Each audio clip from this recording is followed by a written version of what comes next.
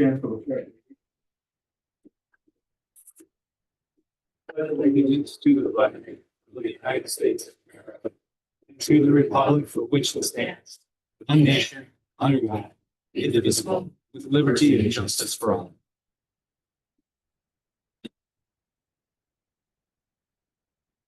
Here who's in attendance to minutes. So, to approve the May 19th meeting, May 57th, special board meeting, and to file the April 22nd, April 3rd, direct board minutes as a motion and a second. I'll make the motion. I'll second. All right, motion and second. Any corrections, changes to the minutes? Seeing none, hearing none, all in favor say aye. Aye. Opposed? That motion carries. Anybody in the audience wish to be heard? All right, we'll move right on to business as presented by the president. As you'll see in front of you, Department of Public Instruction, something that they have approved. Our desire to operate the library as a municipal library. With that said, I'd like to recommend to the board the appointment of the following folks for 3-year terms. Andy Schwartz as village trustee, Charles Kramer from 2025 to 2028, Marie McFall from 2025 to 2028, Jacqueline Trait from 2024 to 2027. Wendy Springer, I did speak with the school district and they wish to appoint her. However, they will need to make an official appointment of the board. I'll look for a motion in a second on this, please. I'll second. Thank you very much. Any questions regarding this? All right. All in favor say aye. Opposed? That motion carries. Just another note from myself. I will be coming to the board next meeting 2 other appointees so we can round out the board. So our first meeting, I believe at the end of June, our first board meeting as municipal library will be full if that's what the board wishes to do and approve those appointments.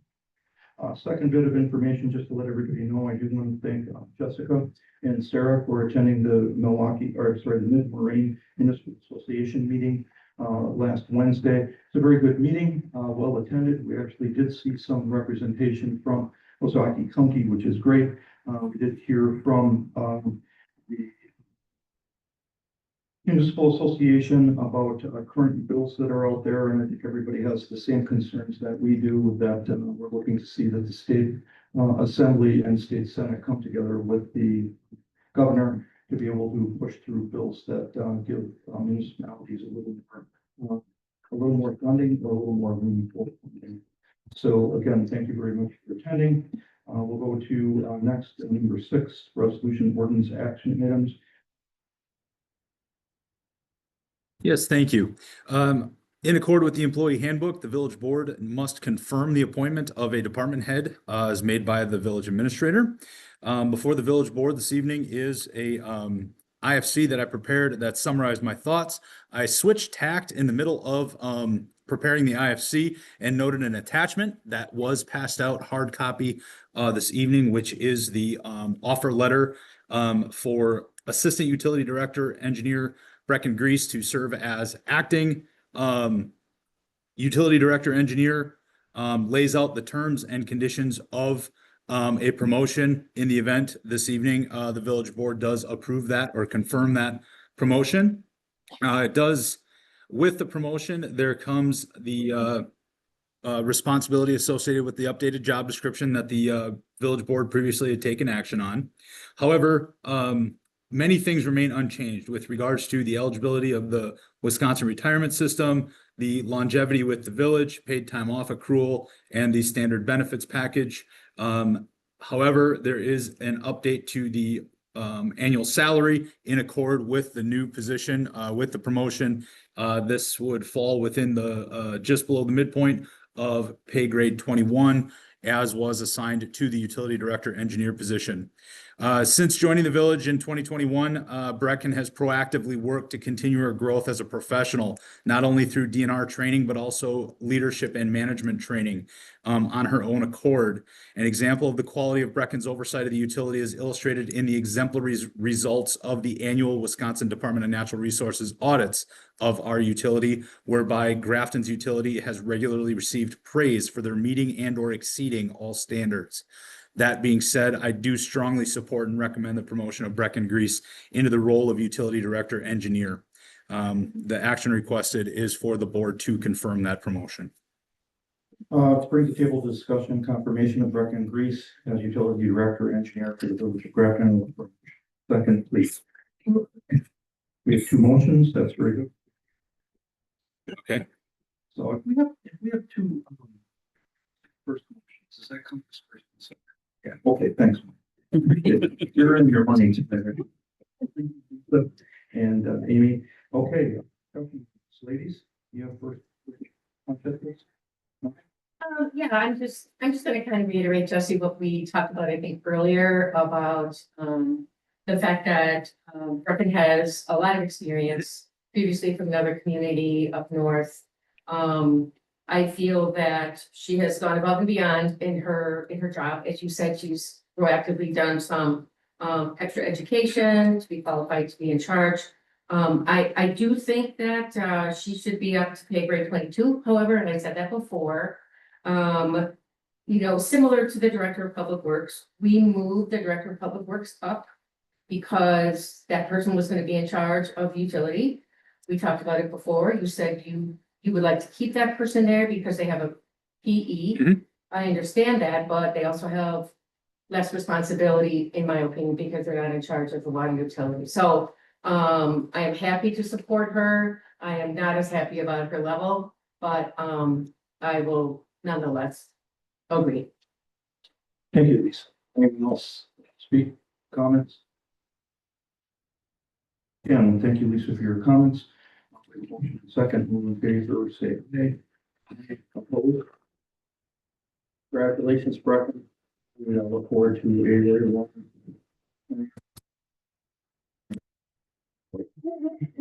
Thank you very much.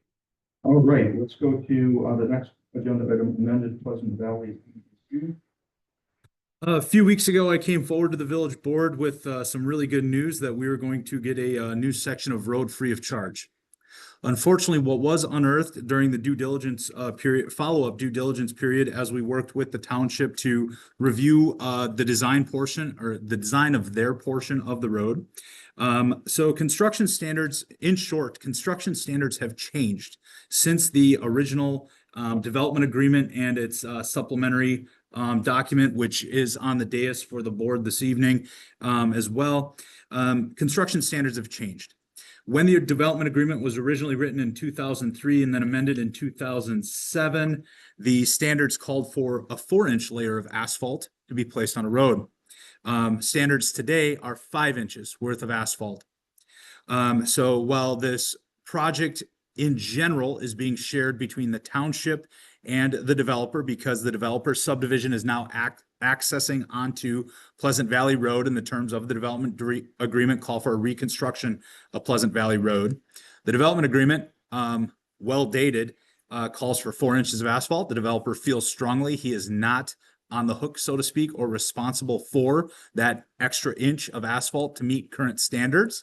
Long story short, it would not be in our best interest not to match the village's section design and construction work with the town's section of road and their 5-inch layer of asphalt. And since the developer feels strongly about it, frankly, I want to be able to move forward in a timely manner because the town is interested in mobilizing on this as soon as they are able. Therefore, I am before the village board this evening with an amendment proposal to that memorandum of understanding. The vast majority of the language in the MOU stays the same. The highlighted language is the only update, which notes that the village would be responsible for the pavement cost difference of the additional 1-inch layer of asphalt on the Village of Grafton portion of the project. We are looking at a cost in the area of $30,000 being the village's portion for that 1-inch layer in the different sections of this segment of road. That $30,000 number was initially calculated by the town's engineer and confirmed by the village's engineer. So therefore, I am comfortable with that number being placed within the amended memorandum of understanding. And again, this is about an effort to continue coordination with the township on an important road project, but also honor a dated development agreement whereby the developer feels is not responsible for the 1 inch difference. And basically to get stuff done, I am here before the board with a amendment proposal. Thank you, Jesse. Before we move to that, bring to the table the discussion, would it be wise to maybe limit it to $30,000? Not to exceed $30,000, given that we started off at 0, went to 8, 20, and 30. That would be fine. I would be comfortable with that. If there are any change orders, we can bring that back. I guess in short, the level of comfort of bringing this forward is we're getting a segment of road for $30,000. And so I was willing to bring it forward. But yes, a not to exceed clause could be appropriate. Mhm. All right, for a motion to approve the amendment.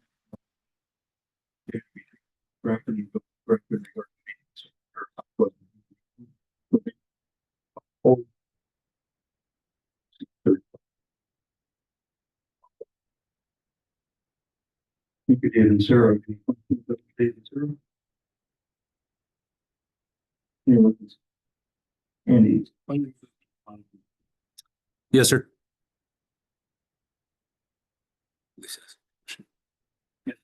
So is the county doing this project for the town? Correct. The town is contracting with the county to do the project, and the developer is chipping into that cost, and that's how the financing has worked. So we would be chipping in as well for that differential payment.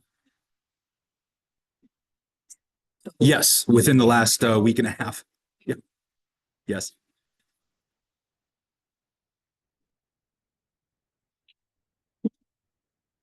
I mean, Yes. Correct. That needs to be determined once we have the road rebuilt and understand what we have in place. And quite frankly, that will be for our new public works director to look to strike with the town, if you will. Yep. It may be just simply a maintenance plan that we share out with the board. It probably would not be necessarily an adopted policy action. However, if the town feels strongly about it and wishes to codify it, if you will, then absolutely it would come back. Yep. Further discussion here?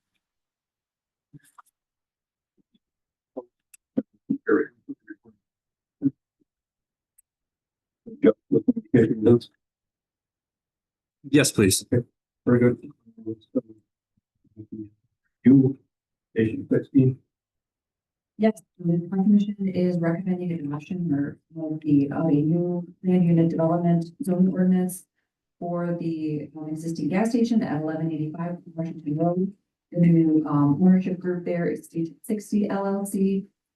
Staff or the applicant applied for the plan unit development designation following staff recommendations based on the grandfather status of the former Dairy Queen. They want to use the Dairy Queen, including a drive-through space. And again, currently under the regional mixed use zoning district, use of that drive-through is not permitted. So even though it has a grandfather status, our code isn't really clear about how reuse of that space would occur. Obviously, the village is interested, even though it has a grandfathered space, in making sure that our existing buildings in the village are occupied and used and maintained. So the planned unit development designation will allow us to identify the use of the drive-through as a conditional use. And they'll be able to move forward and apply for that new conditional use, potentially for a Jimmy John's in the future. Very good. Motion to Station 60 LLC, 1185 Fort Washington Road, from RMU region next use to PUD plan. This is the gas station development with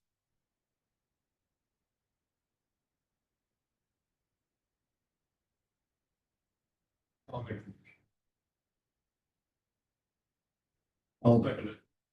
Okay, we have a motion and second.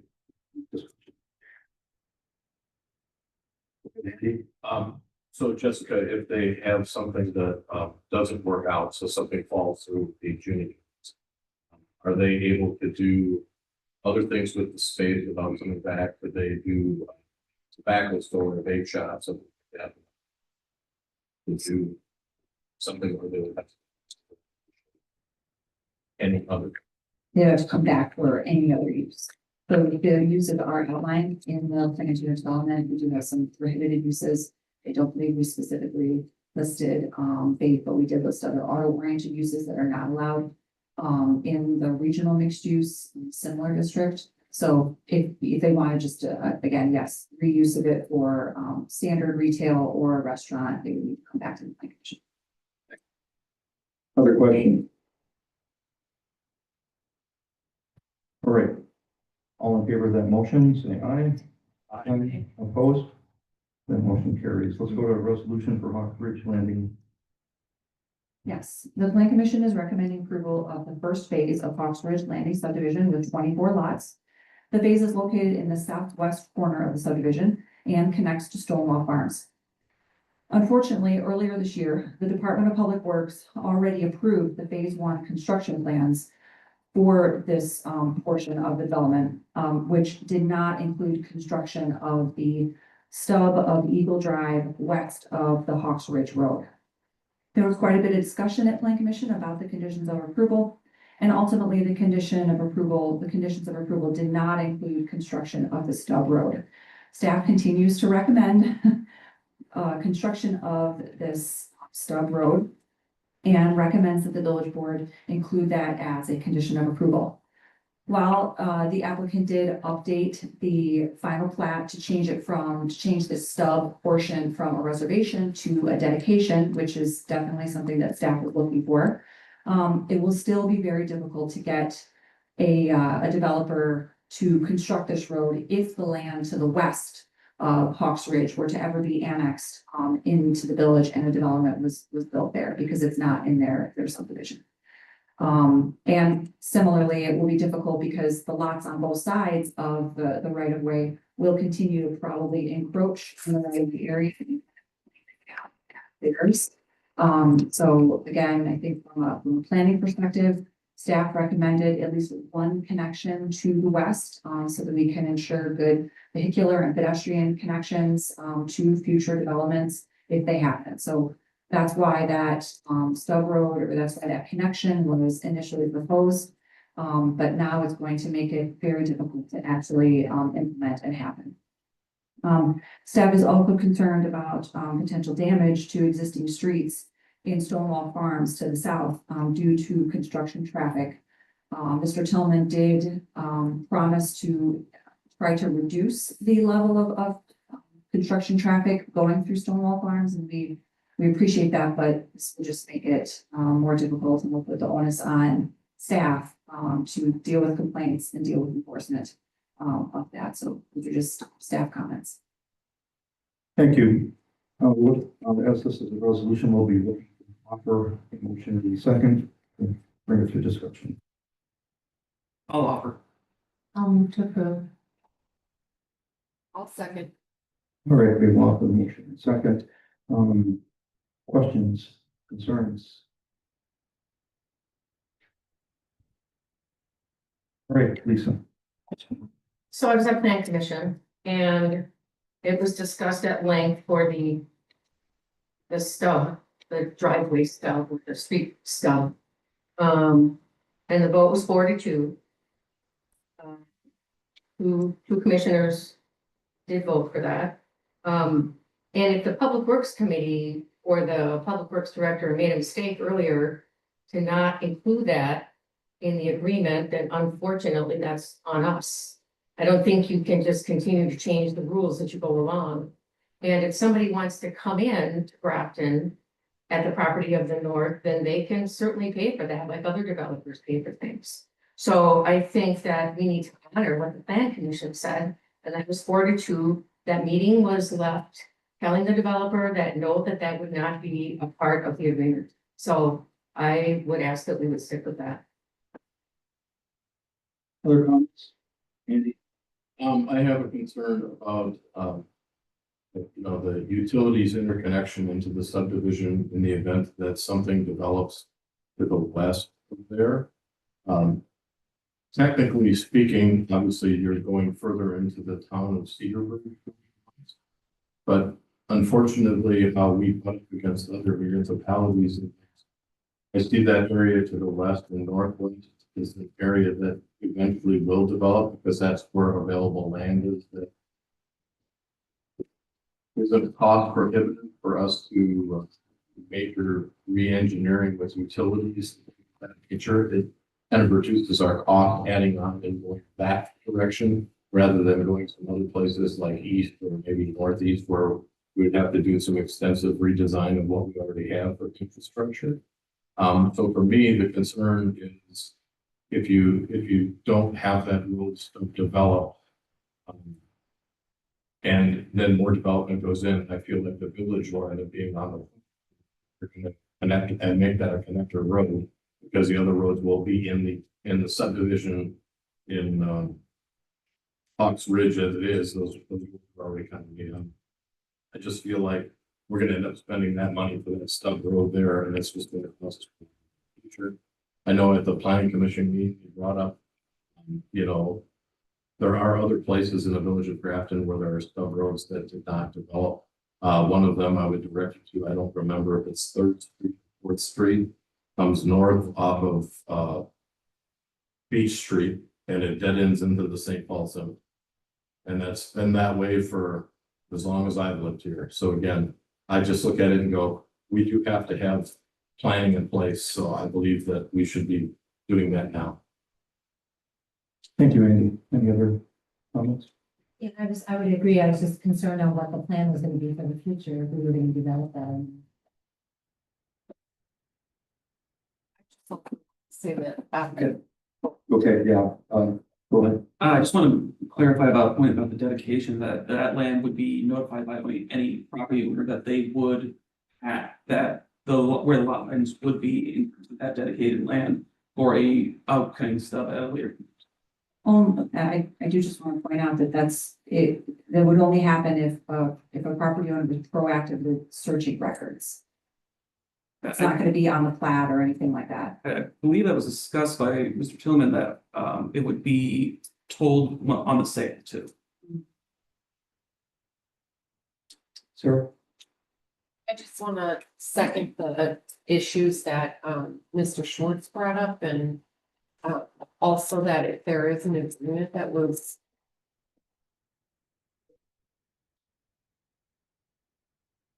with the developer, that we should, to what we said earlier, is that we should stick to that. Deviating from something that we agreed to, I don't feel looks good on the village to be doing, to deviate off of an agreement like that. And then again, as Mr. Short said, to really kind of think strategically about how are we gonna set ourselves up as a village down the road for further development and making sure that cost, you know, it doesn't bite us down the road for making a poor choice now. There's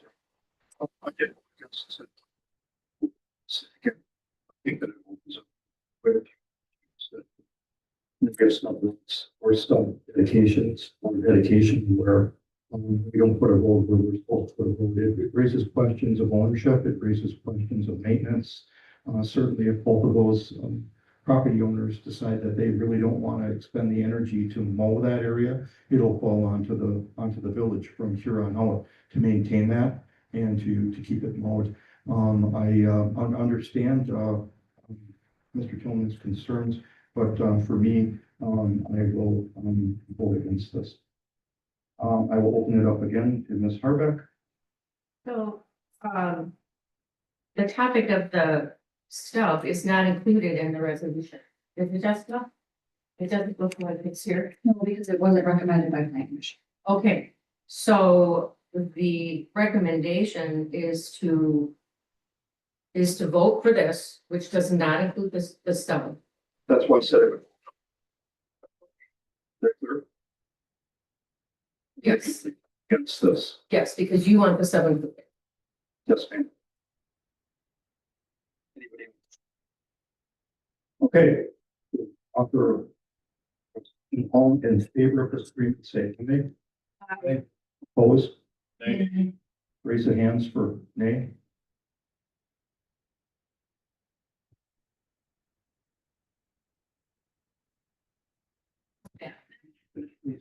What is our next step? Mr. Burbank, could you advise us on what the next step would be? Could the board entertain a different motion this evening, or would it need to come back? Board could entertain a different motion, the motion on the resolution for the current motion for the plat, the final plat failed, but if you want to pass another motion tonight, I think you could. It's been noticed on the agenda.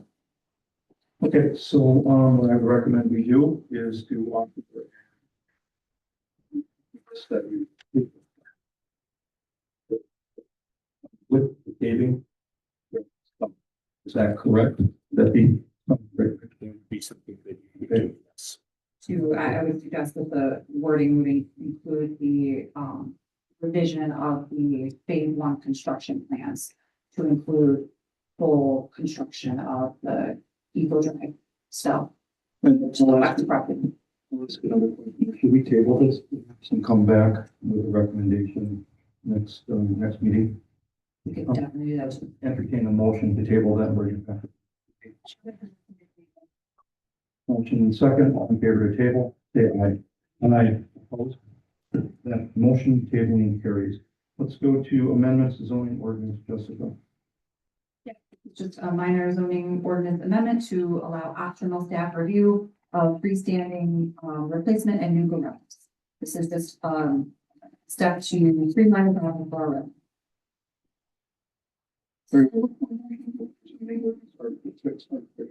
Standard section 19.06.01C related to optional staff review of detached garages be approved. Move to approve. Thank you. Any discussion? All right, seeing none, all in favor say aye. Aye. Opposed? Motion carries. Let's go to report of Parks and Rec Board. Yes, we have a project recommendation for a construction contract for a trail connection project. There is currently a recreation trail that runs through the Black Hawk neighborhood. There's also a portion of the recreation trail that runs through the Blue Stem neighborhood, and we would like to connect the two. We've gone out for bid on this project. Director Hoyer is here this evening to speak to any particulars regarding the project. However, the motion or the recommendation coming forward from the Parks and Recreation Board is to award a contract with an overall project cost and a 5% contingency not to exceed $246,490. The reason for the price tag is the fact that there is a significant amount of topography that we need to work with or around with this project. It will require some retaining wall work and a significant amount of grading to achieve the trail connection between the two neighborhoods. Went through the recommendation for a cost not to exceed. And again, that cost not to exceed includes not only the project bid, but also a contingency factor. Jesse, I look for a motion to award Black Hawk Trail Improvement Project to Goody and Peterson Construction Company for a contract cost not to exceed $234,277 and authorize an additional cost of 5% contingency totaling $11,713, not included in the total for an overall project cost not to exceed $246,490. Motion to approve. Second. Thank you, Andy and Sarah. You guys have first kick at this. Any questions? I have a question. In our budget set aside that comes out of it's a dedicated fund that comes out of the set aside for parks that the developers put in. There was in 2025, there was a $200,000 offset for that. So where does the rest of the money go? There are adequate funds in our park impact fee, fund to cover the cost. So we're just going to take it all apart. Impact. The Correct. Set aside was 200,000, but now knowing the cost is all. Correct. Thank you. Lisa. So is Architecture Planning the company who's gonna kind of manage this? I did look back at the Park and Rec committee to try to find out more about this, estimate? Basically what's gonna happen is we're gonna manage this project in-house because it's smaller than the last two projects we did. So myself and Victor Petrov are gonna. Okay, so the letter that was presented to Park and Rec from Architecture is kind of like the end for them? Yes, that is the end of that for partially the project. I have had a conversation though with Blake that if we do run into he's available to answer questions if we have. The only thing I might ask, and I'm not sure who to address it to, Jesse, is, we're spending almost $250,000 on this project, and I had to go back and hunt and go back to Park and Rec to look for the information. It would be great if there was a link to the documents, just like we've had links to all the plan commission documents, so that we don't have to search for them. Okay, we can look to update our packet process. Thank you. Any other questions? All right, motion and second, all in favor, say aye. Aye. Opposed? Motion carries. Just let's do the previous report. Absolutely. Thank you very much. Today kicked off what is to be a 5-month budget process. We delivered the 2026 annual budget instructions to the department heads at our management team meeting earlier today. As I mentioned, this is a 5-month process which will culminate in a public hearing and action by the village board in early November. The village board can expect another budget 101 informational session to be scheduled in July. On the dais this evening, as part of some handouts, I provided a activity report for our village online service request hub. We went live with this last April. So in a little over a year, we've had over 1,400 requests for different services submitted via that online hub. 2025 year to date has seen just over 500 individual service requests.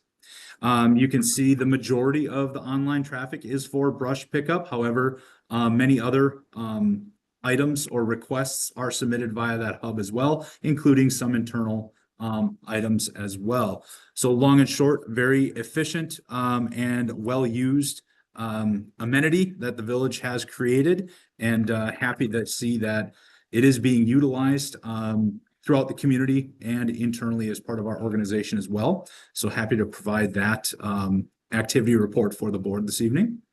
And then last but not least, the splash pad in Riverbend Park is open for the season. And the pool is scheduled to open on June 11th, just signs of the year, that this time of year and improving weather. So hopefully I didn't just jinx that, but that is my report for the evening. Thank you, Jesse. All right, we'll go to, obviously, no operators reports to approve. We'll look to approve expansion of presence for the liquor establishment Central Bridge Inn. Yes, this is an expansion of premise request. The village board has taken action on similar requests in the past. This particular one is for the Bridge Inn, for the blowout at the bridge event. The site plan attached to the IFC prepared by our clerk's office notes the location of these outdoor sales. The reason for the expansion of premise action is because liquor licenses only cover the indoor sales of beverages. This is an extension of that premise, hence outdoor sales, as part of the blowout at the bridge, and in conjunction with the 024 tap room as well. This temporary expansion of an existing liquor license does require village board action in accord with state law, and the recommendation is to approve this expansion of the premise for the date of June 21st, 2025, from 11 a.m. to 8 p.m. I'll look for a motion and a second to approve the expansion of premise for the liquor license establishment at Bridge Inn LLC DBA, the Bridge Inn, 1216 Bridge Street, for the date of June 21st, 2025, from 11 to 8 p.m. All right, questions? I go on that for application, Of course. so I did clarify that Paul Alexander, it's 11 A to 8 P. Very good. Is 8 A. Standing, got that clarified. So we have a motion and a second. All in favor, say aye. Aye. Opposed? And motion carries. Let's go to the next one, which I believe is for Correct, similar type of circumstances, however, a different event. This event is associated with the second annual Jim Scott Memorial Poker Run. This is being brought forward upon the request of the Hutch located at 1321 Wisconsin Avenue. Their expansion of premise event would be for June 28th, 2025, between the hours of 2 p.m. and 8 p.m. A site plan was attached with the IFC, and a recommendation to approve this request is forwarded by staff. Look for a motion in a second to approve the expansion of premise for the liquor license establishment, Jenny Ellen Sancho, DBA The Hutch, 1321 Wisconsin Avenue, for the date of June 28, 2025, from 2 p.m. to 8 p.m. Motion to approve. Great, questions? Yes, Andy. On their site plan was sort of. What they're doing.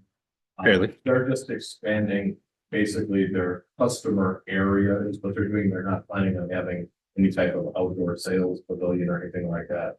As opposed to what as opposed to what the bridge is. Correct. What I believe to be true. It's just so they would have. It's to me the The area does need to be cordoned off, and that is identified on the site plan, Spartan site plan, exactly. But that still does warrant that extension of premise, participating outside.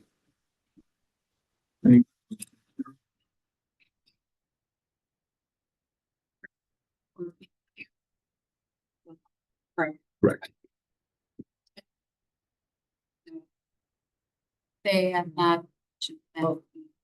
But the traffic didn't affect. Great. Second, all in favor, say aye. Opposed, motion carries. On the report of bills, going back to the report. No, sir. Second.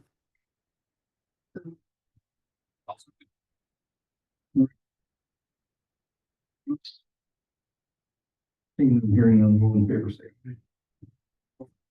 That motion carries. Look for the motion to adjourn. Second. Good.